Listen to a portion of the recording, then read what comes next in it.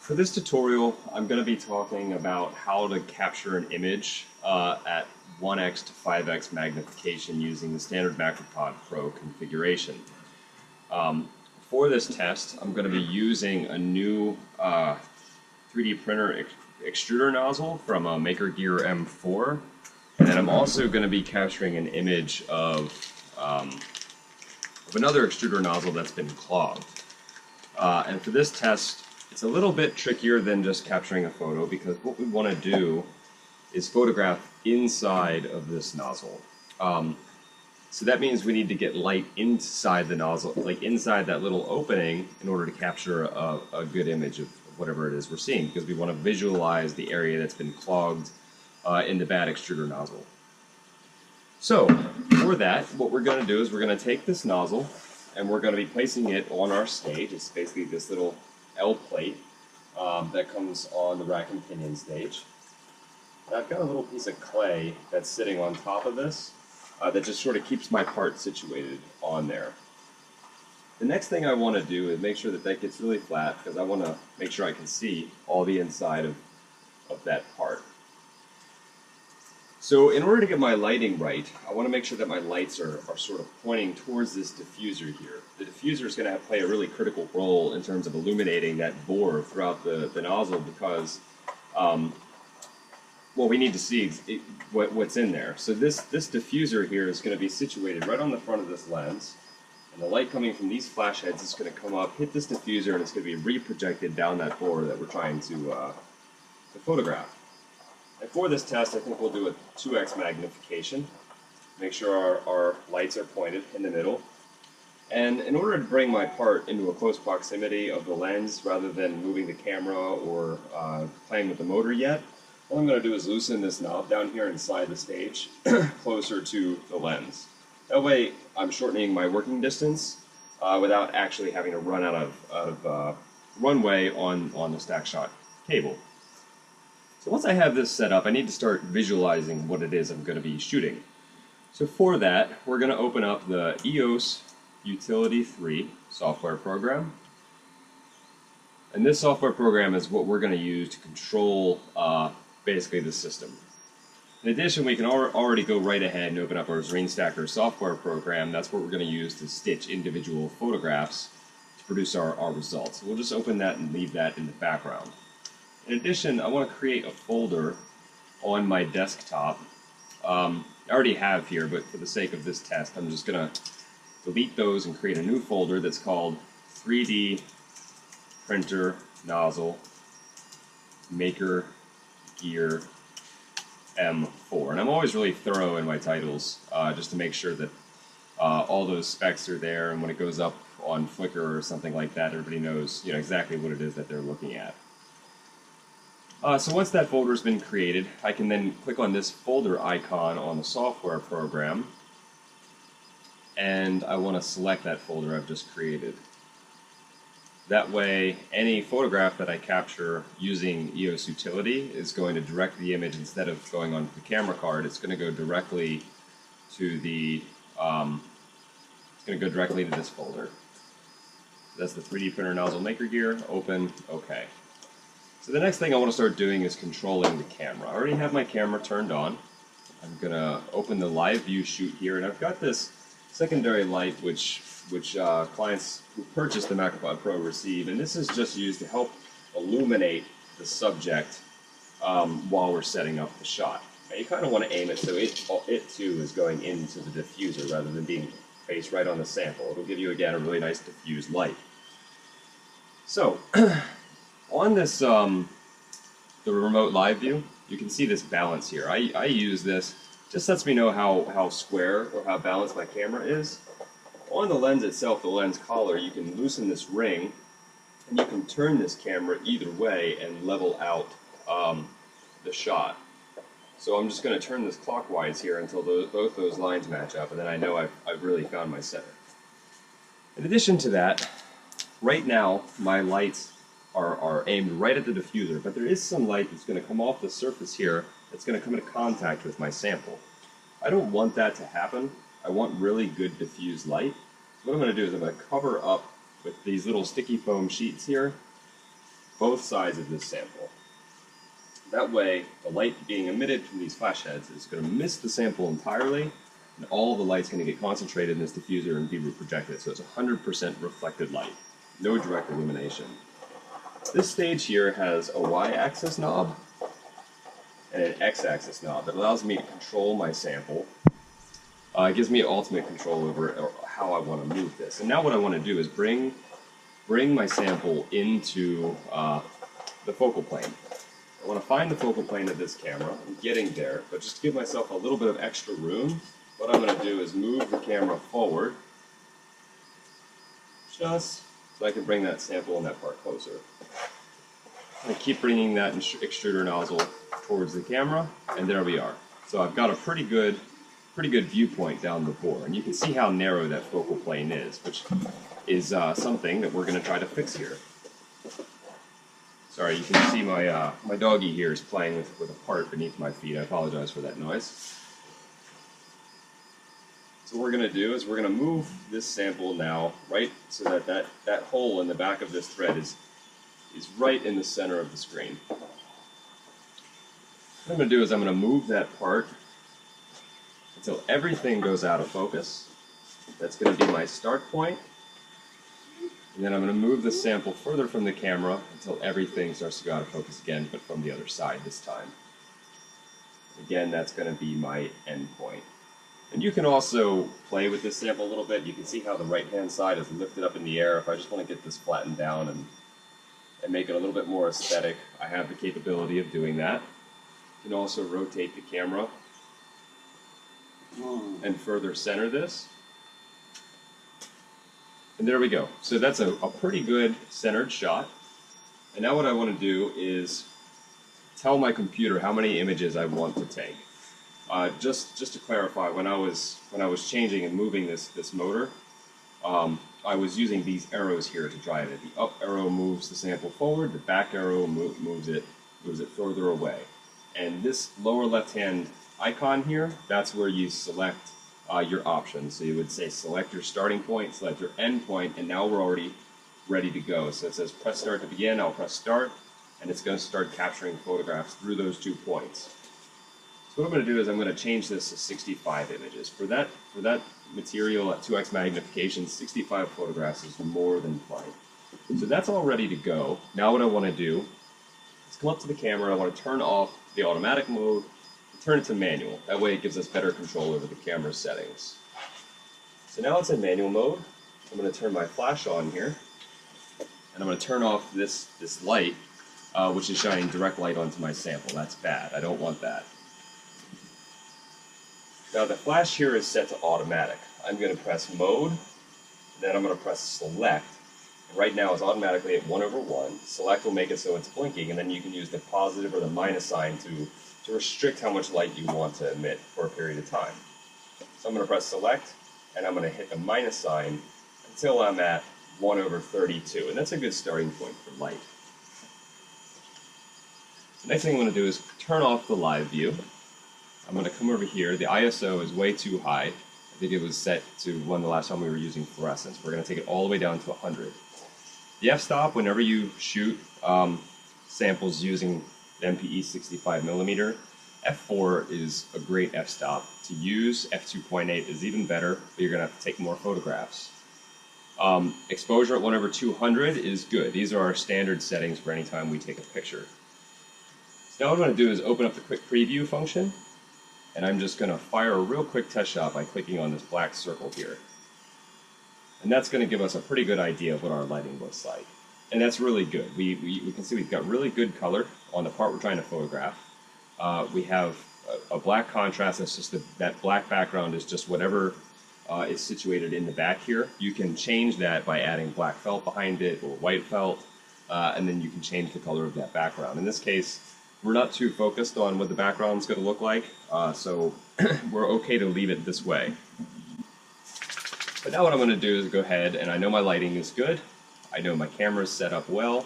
I'm just going to go back to that shot, the active 2D. I'm going to delete that test shot.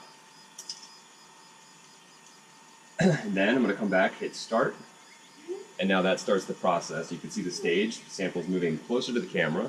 So it's going to start photographing from the back of the subject, and then it's slowly going to go through this sample and capture photographs of every point through this subject.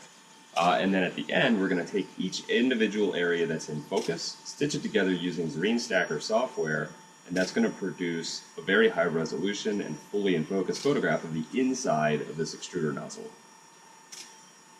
So all in all, this imaging process takes about 3 minutes, but I'm going to go ahead and for the sake of this video, speed up the frame rate so that we can move on to the next subject fairly quickly. Okay, now that my images are finished, what I'm going to do is grab that folder.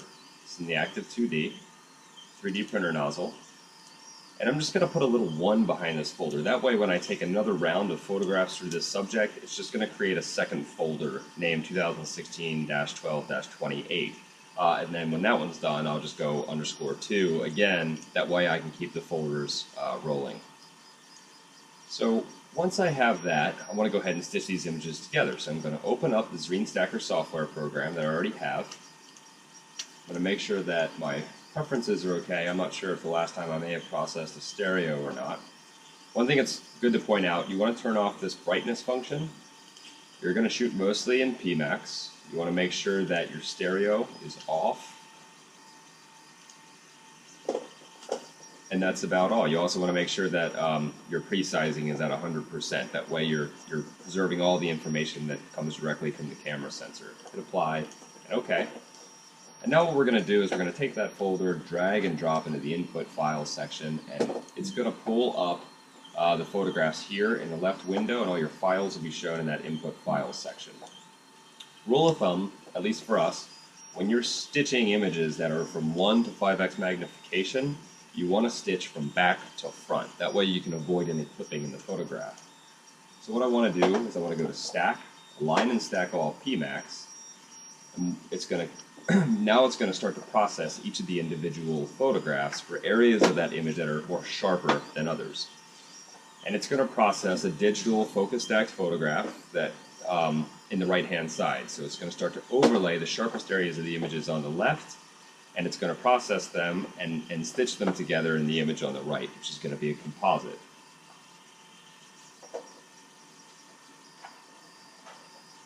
And now we're going to go ahead and we're going to let that process. This process for at 51 megapixels, which is the camera sensor that I'm using right now, is going to take about 5 to 6 minutes at its highest quality. If I reduce that quality to 20%, it's going to take less than 35 seconds, but we want a good quality image here. So while that's processing, what we can start doing is setting up our next shot. And since we're going to be comparing the result of this photograph with an extruder nozzle that's been clogged, we're going to grab our other extruder nozzle, and we're going to turn the flash off first, and then we're going to take the camera and set it back to its automatic function. The reason why we turn the flash off first is because it's going to preserve the settings we just used. If you turn it off after you set the camera back to automatic, you have to go through and set the flash back to 1/32 from 1 to 1 from its automatic ETTL mode, which this is just going to save us a step. So now that the camera is now in its automatic mode again, we can turn back to the software in EOS Utility, open up Live View Shoot, and now again we can see what it is we're looking at. In this instance, we'll turn our light back on, shining from in the diffuser. We have a little bit extra light, and we're just going to pull off the one extruder nozzle and replace it with the clogged extruder nozzle.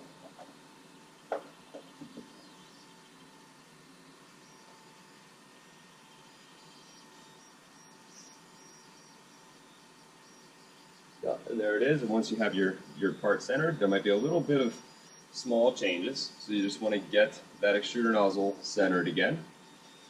And now we need to set up the computer. Because this is clogged, we're not going all the way from the exit part of this nozzle. We're going to be going from the clogged area. That's the first part of this area that's in focus. Once again, we're going to refer to the stack shot computer here, and we're going to change these positions. So I'm going to play with my arrows just mildly to find my focal plane.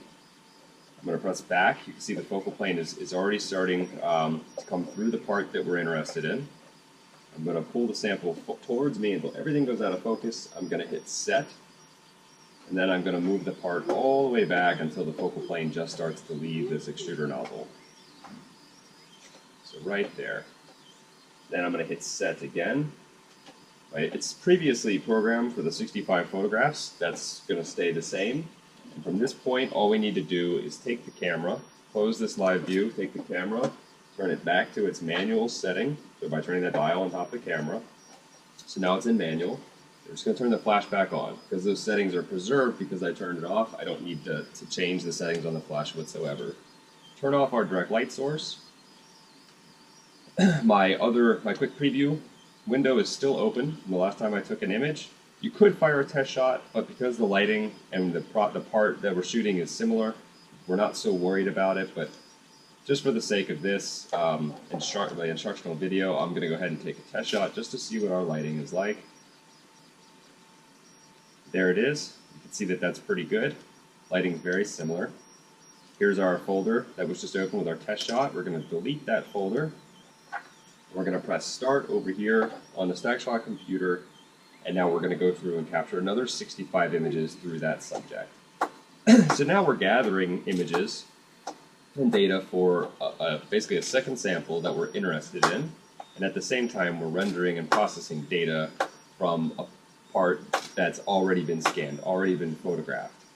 The other thing too is in the software program, while it's processing, you can go through and you can look at its progress just by changing the scale of the image here.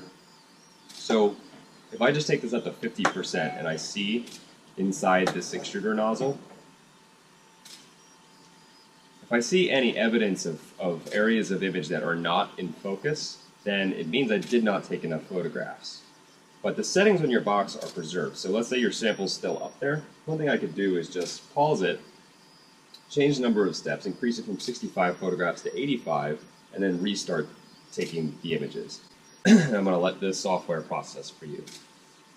Okay, so now that this image is completed, the output image has been saved down here in the output images file window.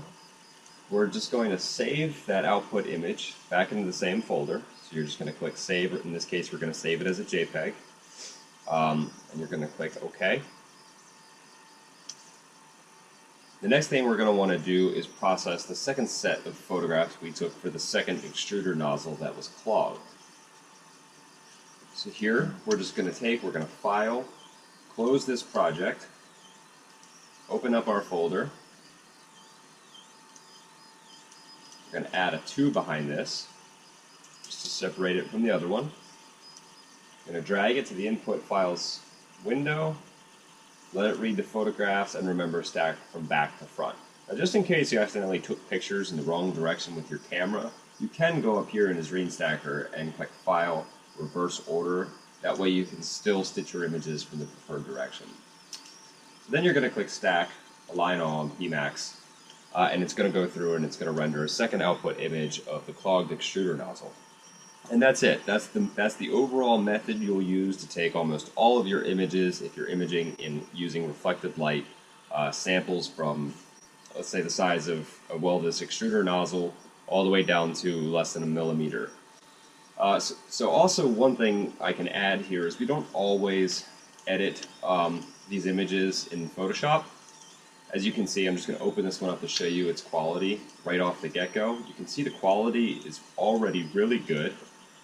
The system itself didn't leave any bright areas. The light performed as we had hoped. There's no bright hot spots where we lost any information or lost any detail. This is just a really high quality photograph through the bore of this extruder nozzle. To give you an idea as well, this particular extruder nozzle is 0.35 millimeters diameter. So that hole right there at 2 times magnification is about 350 microns wide. So already at 2 times magnification, the resolution in this photograph is quite high. In fact, it's something that you would use with most 5 to 10x optics on your standard microscope. And this is just using a 2x optic, and we have capabilities that take us all the way down to 100x. So that gives you a good indication of the capabilities of this system.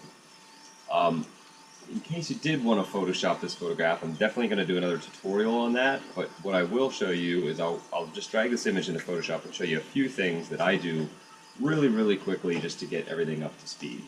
First thing I would do is go to Image, Adjustments, and Levels. And I'm just going to take what's dark on here and make it a little bit darker. So you see this background, all that gray area stuff that we don't want. I'll just slide that down so that it's below this peak. And then I'll take that middle icon and make what's really bright a little bit darker as well, down to 0.9, and hit OK. Now I've got a really crisp background, and I've got a lot of detail within my brass nozzle. Now I'm going to go to Adjustments, Curves. I'm going to take this lower left intersection. I'm going to drag that slightly down so that it's around the 135-degree position. And I'm going to take the upper intersection and drive that up so that it's a little bit brighter. This makes what's dark darker and what's bright a little bit brighter. Now what I'm going to do is I'm going to take Filter, Sharpen, and Smart Sharpen. And then that's basically going to take this image, that's what it looked like before, and it's going to sharpen the details a tad bit more. I always use lens blur, amount down to around 20%, and the radius around between 25 and 30. You can hit OK. And that's your processed photograph. The next thing you want to do, there's a variety of ways to add a scale bar. And the good thing is we have a point of reference. We know that this nozzle, that opening at the end is 0.35 millimeters or 350 microns. But also, users of this system receive a folder that contains PSD overlay files that are already pre-calculated and pre-measured to fit with this lens. Now, because I photographed using 2x magnification, what I can do is go to the desktop or wherever I have these files stored. In this case, Active 2D, and I have this little folder called Templates. I'm going to go to Scale Bars, 2x, because that's the magnification level I used. Because I have a black background, I want to grab the white one. So this is just a white PSD file. I'll drag and drop, and I'm just going to enlarge that up so that it's at 100% to meet the resolution of this camera sensor. And there we go. Now I have my scale bars. So you can see that 1 millimeter with that extruder nozzle, as I said, is 0.35 millimeters. So that's about right. So now I can add that scale bar anywhere that I'd like it to go. In this case, we'll just pop it right down there. And now I've got a really nice measurable scale bar that's going to be really useful if I do further processing of this photograph in things like software programs such as ImageJ. And I'll just save that again as a JPEG file. Save. Not interested in color here, so I don't need to shoot raw and burn out my memory of the computer. JPEG is more than sufficient for this type of need. So that's it. That's my final photograph. So that concludes the tutorial for imaging with the Macropod Pro. I think the next time we capture a photograph, it's going to be capturing an image with a Macropod, but in its vertical orientation. So please stay tuned for that. Thank you very much.